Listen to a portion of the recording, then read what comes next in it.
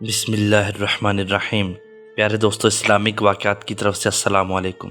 حضرت حسن رضی اللہ تعالی عنہ سے مروی ہے کہ رسول اللہ صلی اللہ علیہ وآلہ وسلم نے عرب کے ایک نہایت سرکش کافر کو اسلام کی دعوت کے لیے اپنے صحابہ کرام کی ایک جماعت بھیجی۔ انہوں نے اسے اسلام کی دعوت دی تو کہنے لگا، محمد صلی اللہ علیہ وآلہ وسلم کا رب کون ہے جس کی تم مجھے دعوت دیتے ہو؟ کیا وہ سونے کا ہے؟ کیا وہ چاندی کا ہے؟ لوہے کا ہے یا تانبے کا ہے؟ مسلمانوں کو یہ بات بہت گراں گزری۔ انہوں نے واپس جا کر آپ صلی اللہ علیہ وآلہ وسلم سے عرض کیا کہ ایسا سیاہ دل اور سرکش دیکھنے میں نہیں آیا۔ حضور صلی اللہ علیہ وآلہ وسلم نے فرمایا، پھر اس کے پاس جاؤ۔ اس نے پھر وہی گفتگو کی اور اتنا کہا کہ میں محمد صلی اللہ علیہ وآلہ وسلم کی دعوت قبول کر کے ایسے رب کو مان لوں جسے نہ میں نے کبھی دیکھا ہو نہ میں اسے پہچانتا ہوں۔ یہ حضرات واپس آئے۔ انہوں نے آپ صلی اللہ علیہ وآلہ وسلم کو اسی طرح کے بتایا۔ آپ صلی اللہ علیہ وآلہ وسلم نے فرمایا، پھر جاؤ۔ تو وہ صحابہ کرام پھر گئے۔ جب اس سے گفتگو کر رہے تھے، وہ بڑی سیاہ دلی سے بات کر رہا تھا